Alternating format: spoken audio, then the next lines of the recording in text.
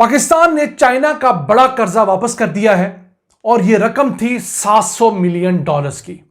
हमने ये बतौर कमर्शियल लोन लिया था। चाइना के प्राइवेट बैंकों से लिया जाने वाला कर्जा कमर्शियल लोन अच्छे खासे मार्कअप के साथ आता है। इसकी वजह से हमारे डॉलर रिजर्व में भी बड़ी कमी रिकॉर्ड की गई है।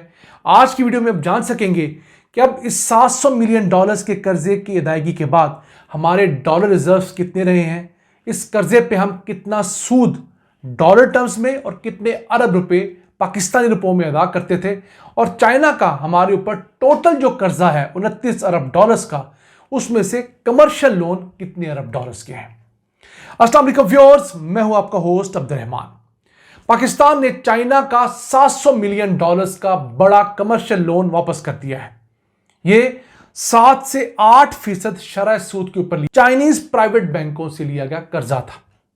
अब इसके ऊपर जो हम सूद अदा कर रहे थे हर साल, तकरीबन $50 मिलियन सूद था। रुपयों में ये 14 अरब रुपए बनते हैं।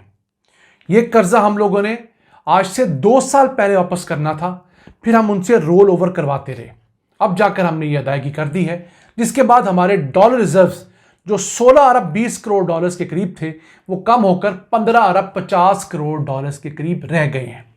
ऊपर से IMF का थर्ड रिव्यू भी आ रहा है, जो कि 25 फरवरी से 11 मार्च के दौरान होगा। IMF की टीम पाकिस्तान आएगी, हमारे तमाम एदाद-ओ-शुमार देखेगी और हमारे डॉलर रिजर्व्स भी देखेगी। उसके बाद फैसला करेगी कि उसने जो 1 अरब डॉलर्स का मजीद लोन और $200 मिलियन का क्लाइमेट फंड हमें देना है या नहीं देना। अब इसमें कोई शक नहीं है कि हमें सबसे ज्यादा बेल आउट चाइना करता है। इस वक्त पाकिस्तान के ऊपर जो 138 अरब डॉलर्स का टोटल कर्जा और लायबिलिटीज है, उसमें से 21% चाइना का लोन है, जो 29 अरब डॉलर्स बनता है। कोई छोटी अमाउंट नहीं है। अब जो हमें चाइना ने कर्जा दे रखा है, उसमें से कमर्शियल लोन जो है वो कोई 7 अरब 20 करोड़ डॉलर्स के थे। और ये कमर्शियल लोन जिस भी मुल्क से हम लें, वो प्राइवेट बैंकों से लिया गया लोन होता है और वो बहुत हाई इंटरेस्ट रेट्स के साथ होता है। फिर चाइना से हम लोगों ने जो कैश डिपॉजिट्स की मद में पैसे ले रखे हैं कि जनाब ये पैसे हम इस्तेमाल नहीं करेंगे, आप सिर्फ हमारे अकाउंट में रख दें, वो 4 अरब डॉलर्स है। उसका भी हमको 6% के हिसाब से हर साल ईमानदारी से सूद अदा करते हैं। यही नहीं, चाइना ने हमें जो क्रेडिट स्वैप है उसकी मद में पैसे दे रखे हैं, यानी कि 4.5 अरब डॉलर्स मालियत के पैसों के बस हम जितना का सामान लें वो चाइनीज करेंसी के अंदर हम दोनों मुल्क आपस में ट्रेड कर सकते हैं। वो भी हमारे लिए एक बहुत बड़ा रिलीफ है। इसके बाद बहुत सारे कर्जे हैं जो CPEC के मंसूबों के तहत हैं, दीगर मंसूबे हैं। तो टोटल 29 अरब डॉलर्स हमसे चाइना ने लेने हैं। अब इस $700 मिलियन को निकाल दीजिए, ये कोई रकम बनती होगी 28 अरब 30 करोड़ डॉलर्स। लेकिन ये कोई छोटी अमाउंट नहीं है। किसी भी मुल्क की जानब से, किसी भी एक एंटिटी की जानब से मेरा सबसे बड़ा कर्जा है ये। इवन IMF ने हमसे कोई 10 अरब डॉलर्स लेने हैं, वर्ल्ड बैंक ने हमसे कोई 16 अरब डॉलर्स लेने हैं, हाँ सऊदीया ने हमसे तकरीबन 15 अरब डॉलर्स लेने हैं। तो एक मुल्क का और एक एंटिटी का फर्क है। चाइना एक मुल्क है, IMF एक एंटिटी है, एक इदारा है। और नो डाउट हमें हर दफा बेल आउट करता है, लेकिन उसके बदले हमसे फायदे भी बहुत लेता है। देखिए, हम जो हर साल सूद की मद में पैसा अदा करते हैं, 4 से 5 अरब डॉलर्स हम लोग सिर्फ अपने 138 अरब डॉलर्स के कर्जों के ऊपर सूद अदा करते हैं। अगर उसमें से 21% कर्जे चाइना के हैं, तो इट मीन्स कि 21% सूद भी चाइना को जाता होगा। हम अज्यूम करते हैं कि 5 अरब डॉलर्स इस साल हम लोग सिर्फ सूद की मद में अदा करेंगे, तो उसमें से कम 1 अरब डॉलर्स, बल्कि इससे थोड़ी सी रकम ज्यादा हम चाइना को बतौर सूद देंगे। तो चाइना को तो फायदा हो गया। फिर हम जो चाइना के साथ ट्रेड करते हैं, उसमें हमें सरासर नुकसान है।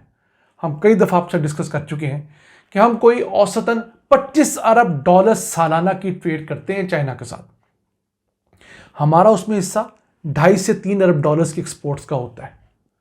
वहां से हम 22 अरब डॉलर्स की इंपोर्ट करते हैं, और हमें जो हर साल चाइना की इस ट्रेड में लॉस होता है 15, 18, 19 अरब डॉलर्स हर साल में लॉस होता है। और ये हमारी अपनी हमाकतों की वजह से है कि हमने चाइना के साथ फ्री ट्रेड एग्रीमेंट कर लिया कि जनाब हम आपसे कोई चीज़ खरीदेंगे या आपको कोई चीज़ बेचेंगे, उस पर टैक्सेस नहीं लगेंगे।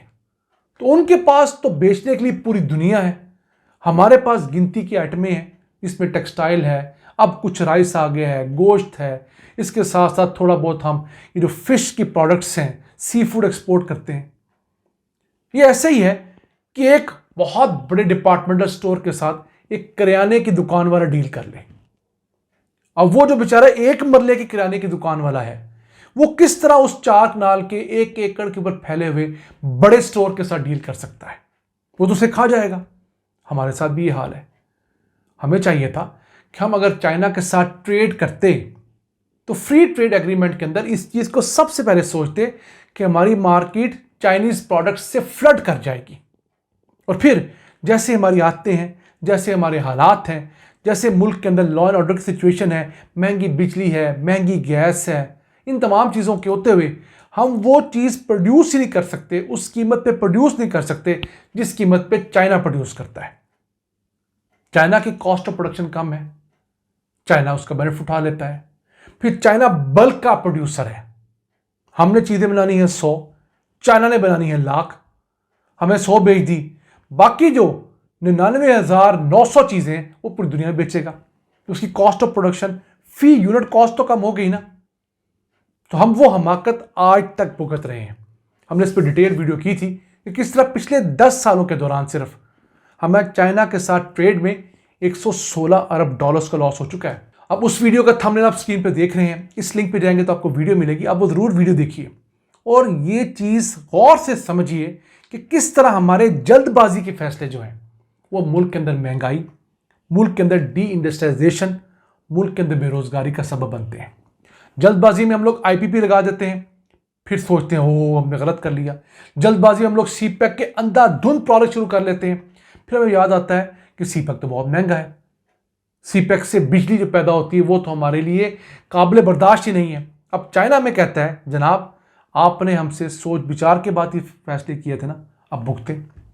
तो हमारे पास ऑप्शंस बहुत महदूद हैं तमाम मुल्कों के हिसाब से। तो हमें अब देखना यह है कि अपना हाउस इन ऑर्डर करना है। जब तक हम अपने मुल्क के अंदर रिफॉर्म्स नहीं लेकर आएंगे, जहां जहां पर कमियां कोताहियां हैं, जहां जहां पर हमारी लीकेजेस हैं, जहां हमारे अखराजात बढ़े हुए हैं, जहां हमारी इनकम ज़ाया हो रही है, उन तमाम सुराखों को हम प्लग नहीं करेंगे तो पाकिस्तान की मईशत की बाल्टी कभी नहीं भरेगी। जब ये नहीं भरेगी तो हम हर वक्त इमदाद के लिए, कर्जों के लिए दर दर की ठोकरें खाने पर मजबूर होंगे।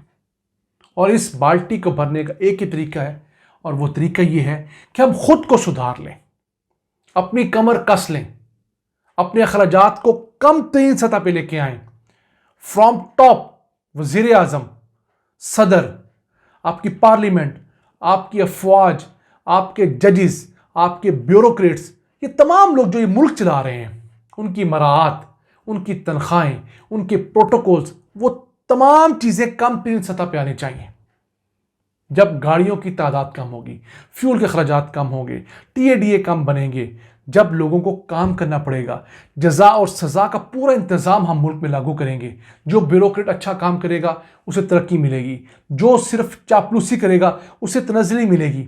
है तो मुश्किल, लेकिन अगर ये चीज़ें हम लोग इम्प्लीमेंट कर लेते हैं तो यकीन कीजिए यही मुल्क जिसके बारे में पूरी दुनिया कहती है कि ये वायबल नहीं है, ये वर्केबल नहीं है, ये चल नहीं सकता, ये डिफ़ॉल्ट कर जाएगा, आप यकीन कीजिए ये दुनिया के सफ़े अव्वल के ममालिक में खड़ा हो सकता है।